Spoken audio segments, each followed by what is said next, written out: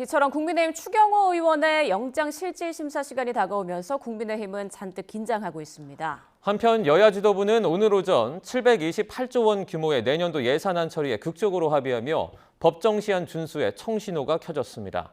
국회 취재기자 연결해서 자세하게 알아보겠습니다. 강민경 기자. 네, 국회에 나와 있습니다. 네, 먼저 잠시 뒤 법원에서 추경호 전 원내대표의 영장심사가 진행되는데 여야 분위기 극명하게 다르죠.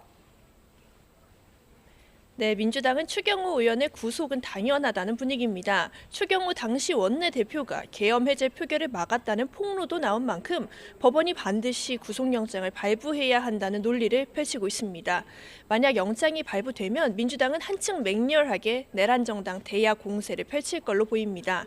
반대로 영장이 기각되면 조희대 대법원장을 필두로 한 사법부 비판 수위를 높여서 내란전담 재판부 설치 등 법원 개혁의 동력으로 삼겠다는 계산입니다. 여당은 또 불법 계엄 대 민주주의 수호 대치 프레임을 띄우며 계엄 1년도 강조하고 있는데요. 오늘은 12월 3일을 기념일로 지정하겠다는 구상을 밝히기도 했습니다. 들어보시겠습니다. 빛의 혁명을 공식 민주화 운동으로 인정하고 민주화 운동 기념일로 지정하는 법률 개정에 착수하겠습니다. 반면 국민의힘 지도부는 내란정당 도화 성격인 추경호 의원의 구속만큼은 어떻게든 막아야 한다는 기류가 강합니다. 민주당이 내란몰이를 한다며 방어전선도 구축했는데 성일종 의원의 아침 발언입니다. 1주년에 맞춰 추경호 대표를 갖다가 영장 실질 심사를 받게 하고 있죠. 이것 또한 정략적이고 지금은 앞서 보셨다시피 서울중앙지방법원 앞에서 규탄 대회를 열고 막판 여론전에 당력을 쏟고 있습니다. 당사자인 추경호 의원은 의원총회나 규탄 대회에 참석하지 않고 바로 법정으로 향할 예정입니다.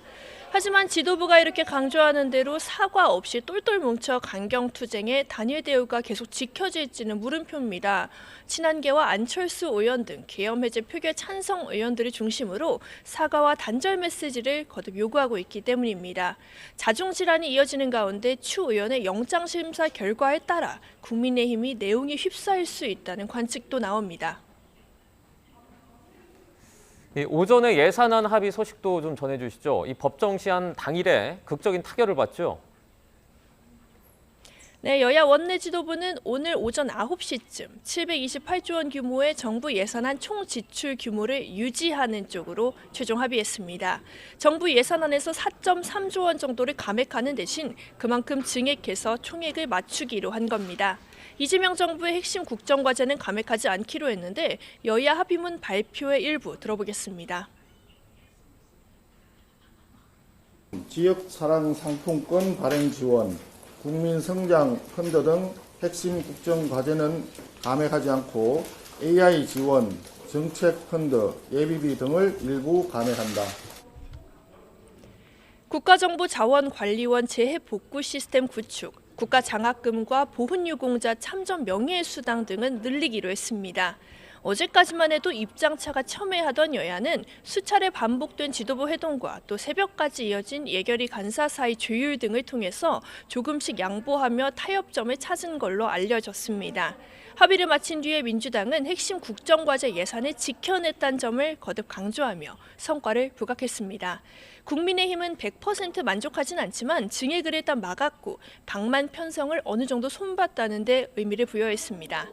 국회는 시트 작업을 마치는 대로 예산안을 넘길 계획인데요. 자정안에 처리할 경우 5년 만에 법정 시한을 준수한 사례로 기록될 전망입니다. 예산안 자동 부의가 법제화된 뒤에 시한이 지켜진 해는 현재까지는 도입 원년인 2014년과 그리고 2022년 이렇게 두 차례뿐입니다. 지금까지 국회에서 YTN 강민경입니다.